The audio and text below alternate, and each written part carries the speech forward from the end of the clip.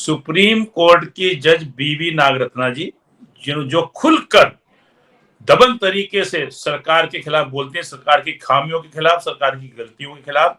और अभी हाल ही में उन्होंने एक लेक्चर था कहीं, तो उसमें उन्होंने खुलकर ये बात बोली कि जो चुनाव लड़ाने वाले लोग हैं, यानी कि जो चुनाव आयोग हो गया, कि जो चुनाव लड़ाने वाले लोग हैं, जब वो चुनाव लड़ने वाले लोगों पर ही निर्भर हो जाएंगे तो फिर चुनाव निष्पक्ष नहीं हो सकता। बहुत बहुत सुंदर बात करी। मैं तो जस्टिस नागरत्ना से पहले उनके पिताजी को सलाम करता हूँ, वेंकट रमैया। मेरा उनसे दोस्ती भी रही, प्यार मेरे को उन्होंने किया, और मैंने तो जितनी इज्जत देनी थी उतनी दी उनको। ये देखिए, संस्कारों में ये बात आती है, इसीलिए क्योंकि वेंकट रमैया जी इतने महान, one of the finest, one of the I mean most renowned jurist जिनको कहते हैं, Venkat Ramaiah chief justice India जो थे, 89 के आसपास थे मुझे पता है।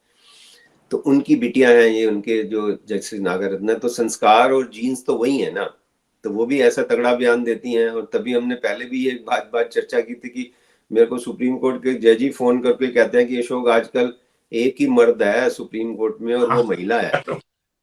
तो जस्टिस नागरत्ना ने बहुत सुंदर बात करी है, बहुत एक पते की बात करी है कि जिसने चुनाव लड़ना है वही अपने अंपायर को अपॉइंट कर देता है और इलीगली अपॉइंट करता है। वो सूर्यकांत जी वो फाइल लेके बैठे रहते हैं, वो फैसला ही नहीं करते, फिर रिक्यूज कर देते हैं, तारीख पे तारीख ड्रामा।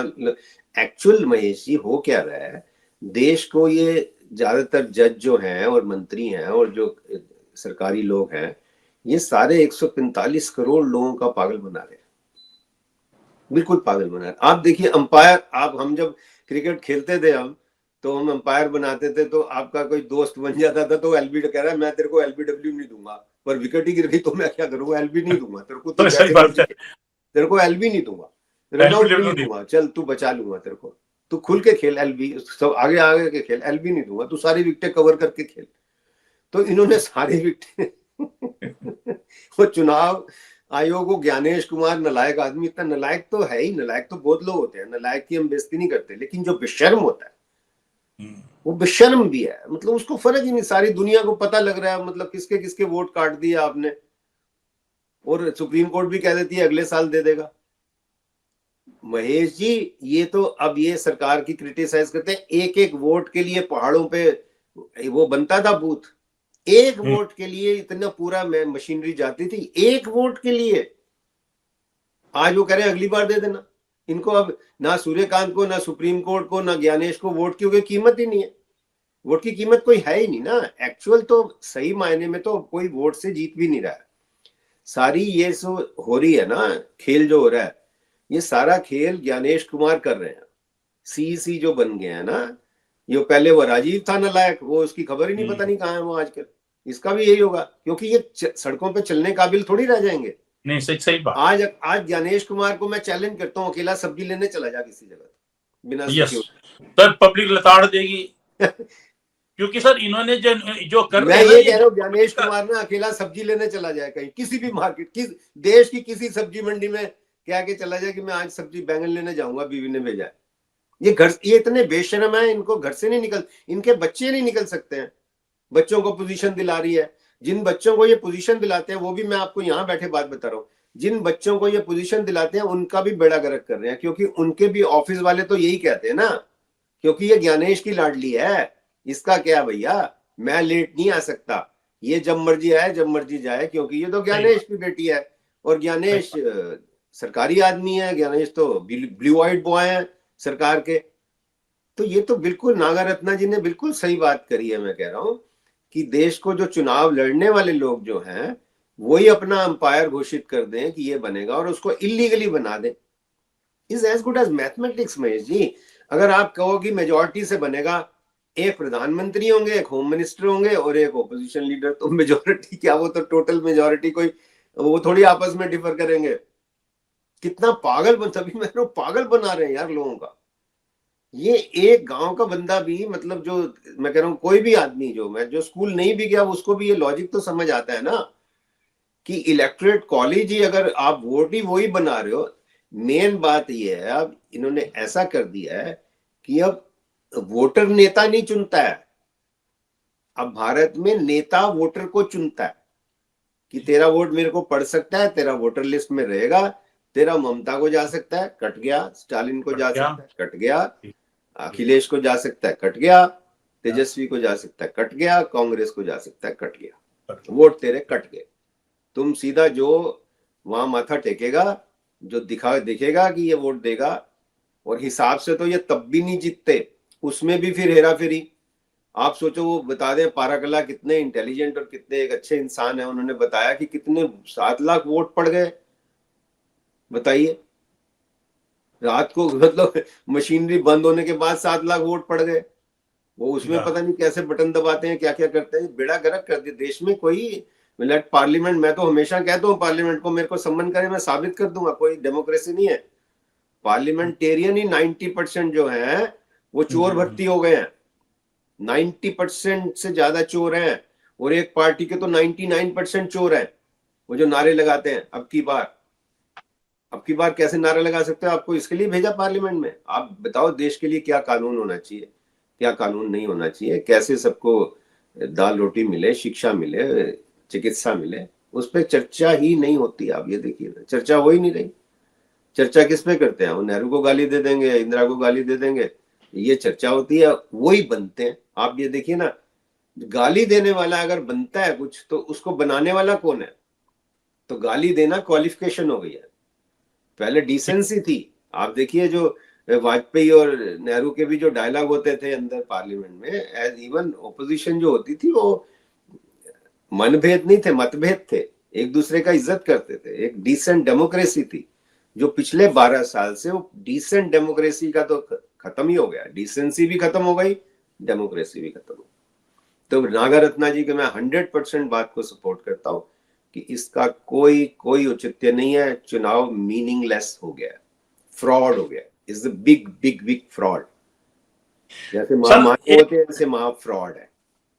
सर एक और इशू है जिसपे आपने पहले भी काफी चर्चा की है, और लोगों ने उसको काफी सुना है। क्योंकि सर बड़ा सेंसिटिव इशू है, जो अभी भी लगातार चलता जा रहा है, और सरकार हमारी जो है, जो बड़े नेता हैं या महामानव हैं या उनके जो पैदे हैं, उनके चहेते, सब बेशर्म होके बन के बैठे हुए हैं। सर वो मामला वही है कि सर एप्स्टीन फाइल का। सर ये जो एप्स्टीन फाइल है, इसके अंदर जो तथ्य हैं, आप उनको क्या कागजी मानते हैं या कानूनी तौर पर माने, या उसको बिल्कुल सच माने?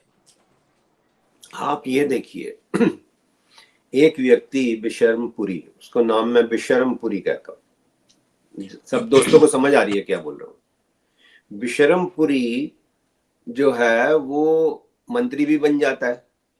वो बिना मंत्री पद के वहां पे एप्स्टीन को कह रहा है, एप्स्टीन पूछ रहा है कि हमें क्या मिलेगा, उसने कहा भारत का बाजार बेच रहा है। एक वो अंबानी बेच रहा है उसको, उसी को फिर मंत्री बनाया जाता है, उसी को फिर राफेल 36,000 करोड़ का ठेका दिया जाता है। तो कौन देता है ये ठेका? किसने दे दिया? ऐसा देश में कौन व्यक्ति है जिसको एप्स्टीन जो था वो पूछ रहा था कि क्या मिलेगा, उसने कहा बाजार मिलेगा। बाजार कौन बेच सकता है? जिसको अथॉरिटी है वही तो बेच सकता है। ठीक बात है। जिसको अथॉरिटी है, जो दिखाया जाता है कि ये देखो मैं इतने करीब हूं।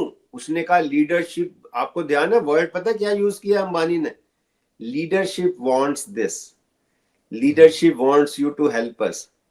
देश की लीडरशिप जो विश्व गुरु है, वो एक इतने यौन अपराधी, घनौने अपराधी से गाइडेंस मांग रही है, और वो कह रहा है मेरी ट्यून पे नाच रहे हैं इजराइल में। तो यौन अपराधी से अगर आपकी लीडरशिप कौन है? ये सबको पता है कौन है लीडरशिप। यौन अपराधी से आपकी लीडरशिप गाइडेंस मांग रही है, लीडरशिप वांट्स योर हेल्प। तो रह क्या गया? और पार्लियामेंट के कानून से पेपर आए हैं और पार्लियामेंट में डिस्कस होते हैं, यहाँ की पार्लियामेंट में डिस्कस होते हैं वो सारे। जैसे लॉ मिनिस्ट्री ने डिस्कस रिलीज किए हैं वो, तो department of justice is like law ministry. Law ministry ने जो रिलीज किए हैं, पार्लियामेंट एक्ट से जो रिलीज हुए हैं, और जिसके साथ इतना बड़ा सबूत है। आप हालत अब ये हो गई है, पहले हम महेश जी आपको याद है हम कहते थे इस हमाम में सभी नंगे हैं भैया, लेकिन अब पता क्या हो गया है? अब मैदान में नंगे हो गए ये तो। ये सही कह हमाम में नंगे नहीं है, ये तो मैदान में नंगे हम हैं तो सारे। फिर भी थोड़ा सा पर्दा होता है, ये तो बिल्कुल सर खुले हमाम मैदान में में नंगे इसलिए कहा जाता था कि जो अंदर सारे ही घर में दो लोग जो नहा रहे हैं हमाम में, 3 लोग नहा रहे हैं, सब एक दूसरे के सामने नंगे हैं। तो अब तो मैदान में नंगे हो गए हैं, ये इतनी बेशर्मी हो गई है, अब हमाम की जरूरत नहीं है इनको। अगर ये मामला देखा जाए आपका अंबानी का, बेशरमपुरी का और लीडरशिप का, एप्स्टीन का, तो ये तो मैदान में नंगे हैं। उसकी बेटी को करोड़ों रुपया मिल जाता है नालायक की, फिर वो केस कर देती है। पता नहीं केस कैसे कर दिया, मेरे को तो आज ये भी समझ नहीं आया, अभी तक मैं नाम नहीं ले रहा वो, लेकिन वो समझ आएगा जिसको, सबको समझ आ रहा है किसने केस किया, क्यों किया, वो किन नालायक वकीलों ने सलाह दी, किसने क्या किया, खुद तो डूबे। अब वो इसकी नालायक पुरी की बेटी आपको लगता है क्रॉस एग्जामिनेशन स्टैंड कर सकती है? वो आधा घंटे तो बहुत ज्यादा है। मैं महेश जी मेरे को दे दो वो लड़की क्रॉस एग्जामिनेशन में 15 मिनट में भाग जाएगी कि जैसा मेरी सिर दर्द हो रही है, मेरे पेट में दर्द हो गया, मेरे को जाने दीजिए। वो केस कर दिया, आए ना विटनेस बॉक्स में, आए ना, फिर वो केस कर दिया तो तारीख पे तारीख क्यों मांगती है?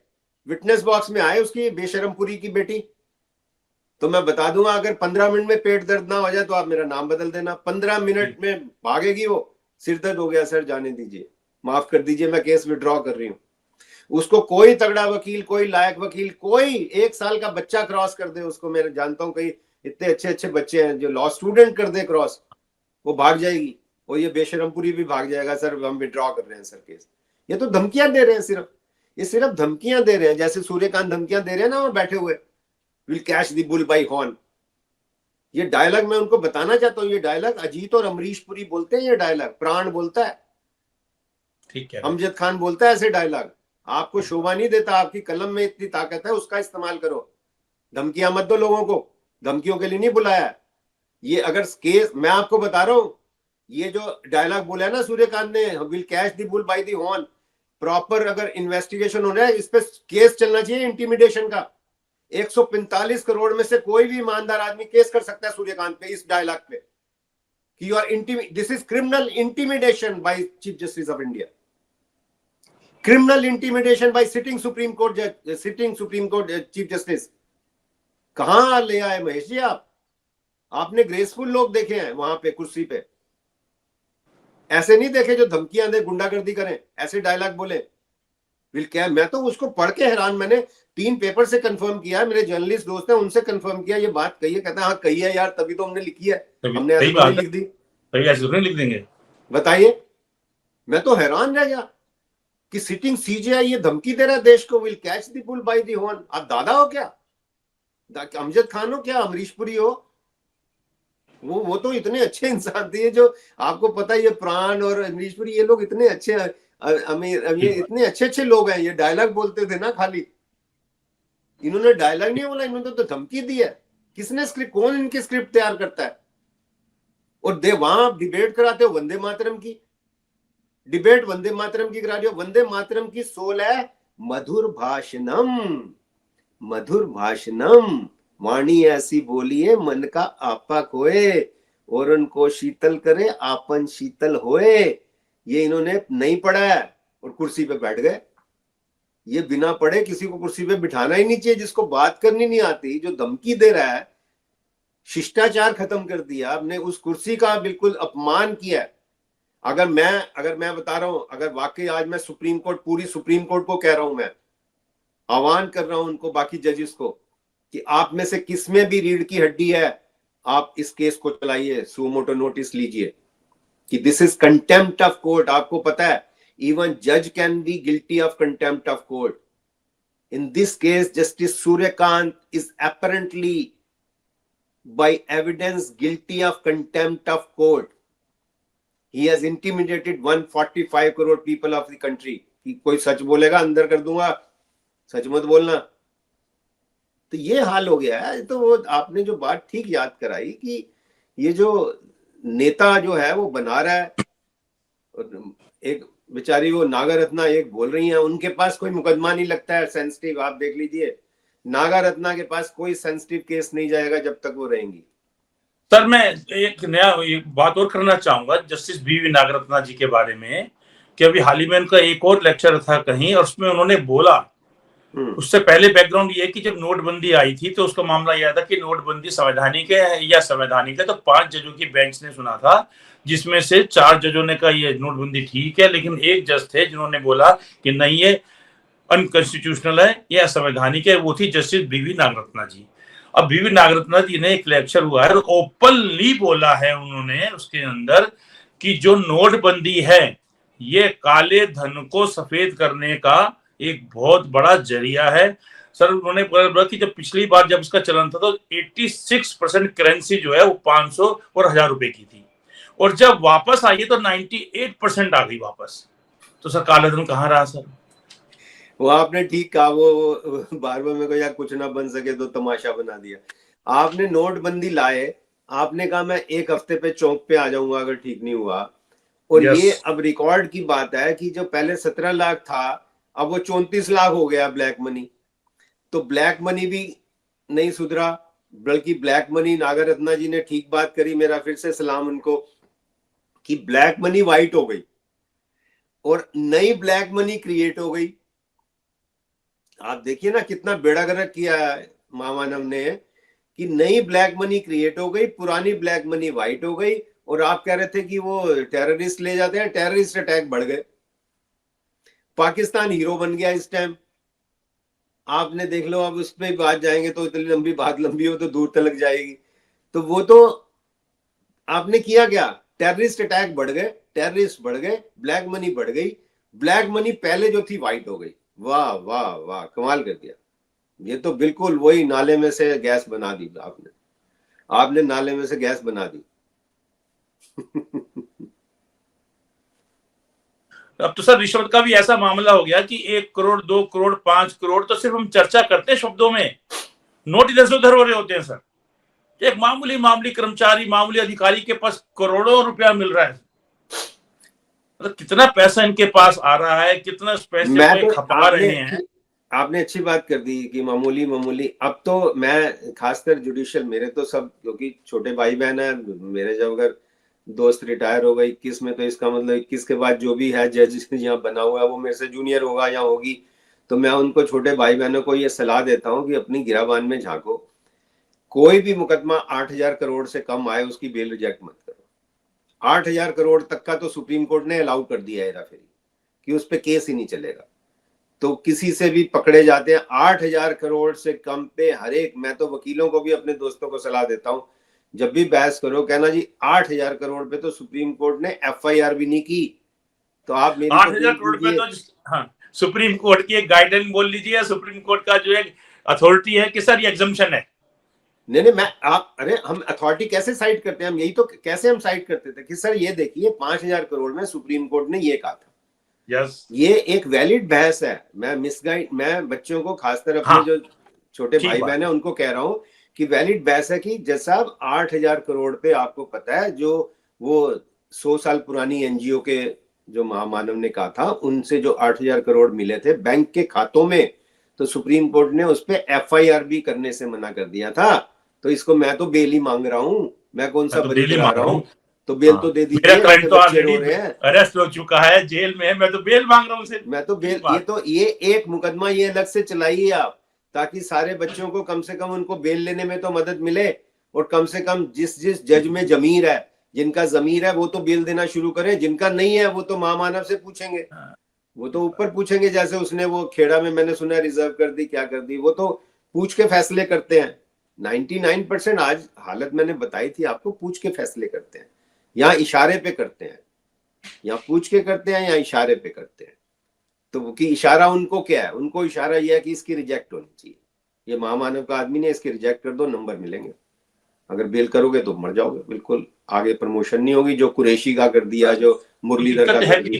सर सुप्रीम कोर्ट के जो जस्टिस होगा उन्होंने बोला बकायदा इस बात को एक लेक्चर के अंदर कि जो कॉलेजियम सिस्टम है, ये जो है, ये जस्टिस भुइयां है, उन्होंने भी ये बोली थी बात कि कॉलेजियम सिस्टम जो है वो ठीक है लेकिन ठीक नहीं भी है, उसमें जो सरकार का हस्तक्षेप है वो गलत है। उन्होंने बोला कि एक ट्रांसफर हुआ मध्य प्रदेश के जज जिन्होंने जो है फैसला दिया था और सरकार के खिलाफ था वो, और उसके अंदर जिसमें मेरा सर स्लिप कर रहा हूँ दिमाग से, FIR का जिक्र था उसके अंदर, FIR की जाए। हाँ जी, और ये कहा था कि मैं रहूं ना रहूं, आप 24 घंटे के अंदर इस पर कार्रवाई करें। उनका जो है वहां से मध्य प्रदेश से ट्रांसफर जो है झारखंड किया जा रहा था, लेकिन सुप्रीम कोर्ट ने लिख के, कॉलेजियम ने लिखा कि केंद्र सरकार ने कहा है इसलिए हम इनका ट्रांसफर इलाहाबाद हाई कोर्ट कर रहे हैं, इलाहाबाद हाई कोर्ट में जजेस ज्यादा हैं तो इनकी सीनियरिटी नीचे रहेगी और ये ऊपर प्रमोशन के समय पे नीचे ही रह जाएंगे। इस बात को लेकर जो है कई का जस्टिस ओखा है, उन्होंने भी कहा, जस्टिस भूलिया उन्होंने भी कहा कि ये जो ट्रांसफर में सरकार का हस्तक्षेप है ये उचित नहीं है। अब आप ये देखिएगा कि सर जिस प्रकार से जजेस के ट्रांसफर होते हैं, सर मेरा तो अपना ये मानना है कि हर कोई जस्टिस बीवी नागरत्ना नहीं हो सकता। अच्छा, उनकी भी मजबूरी है सर दूसरे की। जैसे कि एक आदमी है वो बिल्कुल ईमानदारी से कार लेकर जा रहा है, अब सामने से कोई रॉन्ग साइड आ रहा है और रॉन्ग साइड वाला आ रहा है तो भी उसको बेचारे को, ईमानदार आदमी को कार मोड़ के साइड में से ले जानी पड़ती है, नहीं तो अड़ सकता है सामने की भी, आप हटिए। वो कहेगा मैं सामने क्या अड़ूं क्या लड़ूं, और ये बदमाश किस्म के लोग हैं, झगड़ा करेंगे, पुलिस आएगी वो भी इनका साथ देगी, मेरे भी 6 घंटे खराब होंगे, मैं अपनी ड्यूटी पे जाने से रह जाऊंगा। तो सर वो स्थिति ये हो गई है कि जो आपने पहले भी बोला कि घर में बच्चे बोलने लगे हैं, बच्चे माँ बाप को समझाने लगे हैं कि लोया वाला काम मत कीजिए, जज लोया वाला काम मत कीजिए। और बात सर मतलब मुझे कहना नहीं चाहिए, लेकिन सर मैं भी कहूंगा कि सर अकेला आदमी भिड़ के क्या करेगा सर सिस्टम से, उसे क्या हासिल हो जाएगा। ऐसा देखो, आपने वो चिड़िया की कहानी सुनी हुई है कि जहां आग लगी हुई थी तो चिड़िया चोंच से पानी ले जा रही थी, तो किसी ने कहा तेरी इस चोंच के पानी से क्या बनेगा, तो उसने कहा मेरा नाम कम से कम लिखा जाएगा आग बुझाने वालों में। तो ये एक ख्याल रखना चाहिए, मैं समझता हूँ। ये नहीं कि मेरे कहने से क्या हो जाएगा, वो बड़ा अच्छा, आपने मेरे को याद करा दिया, दुष्यंत कुमार का एक बड़ा अच्छा शेर है कि ले दे के अपने पास फकत एक नजर ही तो है, क्यों देखें जिंदगी को किसी और की नजर से हम, और माना के इस जमी को ना गुलजार कर सके, कुछ खार तो कम कर गए गुजरे जिधर से हम। तो कुछ खार कम कर दो, कुछ दुख कम कर दो, अपना काम तो करो ना। आपको अपना कर्तव्य ईमानदारी से हिम्मत से करना चाहिए। कोई सैकड़ों साल जीने के लिए आप नहीं आए हो यहाँ पर, जितनी देर भी हो, जैसे तितली कितने दिन रहती है लेकिन खुश खुश रहती है, तो ऐसा किरदार बनाना चाहिए वकीलों को, जजों को, मंत्रियों को। खाली नौकरी नहीं, ये नौकरी बजा रहे हैं, ये नौकरी बजा रहे हैं, गुलामी कर रहे हैं, नौकरी भी नहीं। सर मैं इसमें एक बात ऐड करना चाहूंगा, ये मैं कोई ये नहीं कि आप हमारे गेस्ट हैं, आप हमारे न्यूज नेशन पे जुड़े हुए हैं, दर्शक आपको पसंद करें इसलिए नहीं मैं बोल रहा, सच्चाई बोल रहा हूँ कि मैं अभी ऋषिकेश गया हूँ तो वहाँ पे जीएसटी के अंदर ज्वाइंट कमिश्नर है मेरे, मतलब बहुत पुराने अच्छे दोस्त हैं। तो संडे का दिन था, उन्होंने घर पे भी बुलाया हुआ था, बच्चे भी बैठे थे, भाभी जी भी बैठे थे, तो उन्होंने बोला कि न्यूज नेशन के अंदर आप आ रहे हो, और उन्होंने बकायदा आपकी चर्चा की क्या जो अशोक अरोड़ा जी एडवोकेट है बहुत अच्छा बोलते हैं। तो नेचुरल आप अच्छा बोलते ही हो, और उसमें आप जो है प्रवचन भी दे देते हैं, कानूनी बात भी बोल देते हैं, और शेर शायरी भी कर देते हैं। लेकिन उसके अलावा उन्होंने बोला कि एक आदमी जुडिशरी क्या, न्यायपालिका क्या, सबके बारे में जानता है, बिल्कुल सच बोलता है, ये बोलने का जिगरा चाहिए। तो सर मुझे सर देखिए मेरे रोंगटे खड़े हो गए बात बोल के, मुझे बहुत खुशी हुई सर। मैं तो ऐसे किसी भी, सर अगर हम किसी भी वकील को बोले, मेरा सर खुला चैलेंज है, मुझे पता है कि मैं सुप्रीम कोर्ट कवर कर रहा हूँ, मैं किसी भी बड़े वकील के पास जाके बोलूंगा, बोलेगा बिल्कुल नहीं बोलेगा जुडिशरी के खिलाफ, क्यों ना, उन्होंने कहना obliged sir, obliged sir. Obliged तो आपने याद करी तो बार का प्रेसिडेंट उसकी पिटीशन डिसमिस करी है जज ने। मैं वहां बैठा हुआ हूं, बार के प्रेसिडेंट की पिटीशन डिसमिस जब करी तो कहता है ओबलाइज सर। वो पिटीशन डिसमिस करने पे ओबलाइज कौन कहता है? तो मैंने कहा ये बार का प्रेसिडेंट नालायक बन गए यार, क्या बेड़ा गर्क कर दिया यार तुमने, कहां ले आए यार। मतलब इसमें एक मैं हंसने वाली बात बताता हूँ सर, और आपने और मैंने क्लियर भी कर दिया, हम भी हंस लेंगे सर, थोड़ा तनाव मुक्त हो जाएंगे कि सर एक बहुत बड़े वकील थे और एक छोटा वकील था। तो छोटे वकील ने जो है 302 का केस था मर्डर का, उसमें उससे कहा कि भाई कितनी फीस, तो उसने कहा भाई 50,000। तो क्लाइंट था पैसे वाला, क्लाइंट को लगा कि यार ये तो 50,000 का ये हल्का वकील है। बहुत बड़े वकील थे साहब, पर पेशी पैसा ले रहे थे 1 लाख, 34-35 पेशियां लगी तो 35 लाख रुपए के करीब लग गया, और उसमें उस क्लाइंट को हुई सजा। तो जब 50,000 वाले वकील थे, उन्होंने बोला कि जब तुझे 35 लाख देके खर्च सजा पानी थी फांसी की, तो 50,000 भी मेरे से करवा लेता फांसी की सजा। बहुत बढ़िया, ये तो एक बात है ही ना। मतलब, और ये मैं समझता हूँ एक जो यंग लॉयर्स है, मैं उनको जूनियर नहीं कहता हूँ, मैं समझता हूँ सब बराबर हो जाते हैं। यंग लॉयर्स के लिए एक मैसेज है कि मतलब जो अच्छा काम करते हैं उनको फिर फीस से फर्क नहीं पड़ता, अच्छा काम करना ही जरूरी होता है। फीस तो अपने आप आएगी, फीस तो आपके पीछे भागेगी, मैं कहता हूँ भागेगी सर।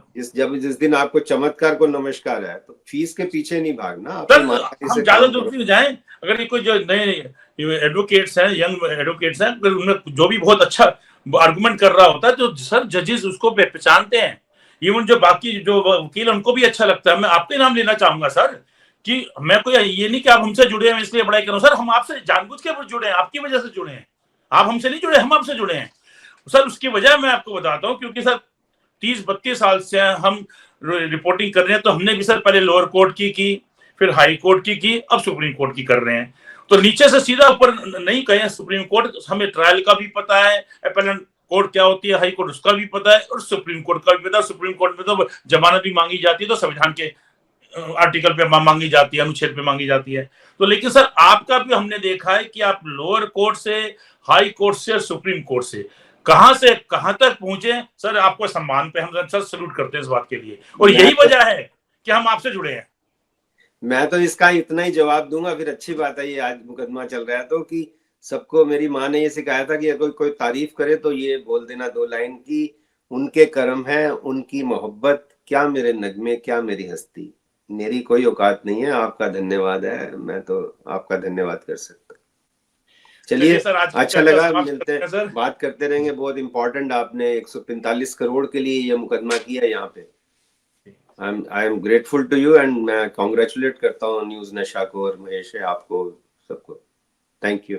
और आप हमसे जुड़े रहने के लिए सब्सक्राइब करें YouTube पर, फॉलो करें Twitter पर और लाइक करें Facebook पर। और ज्यादा जानकारी के लिए आपको टाइप करना होगा सिर्फ न्यूज नशा।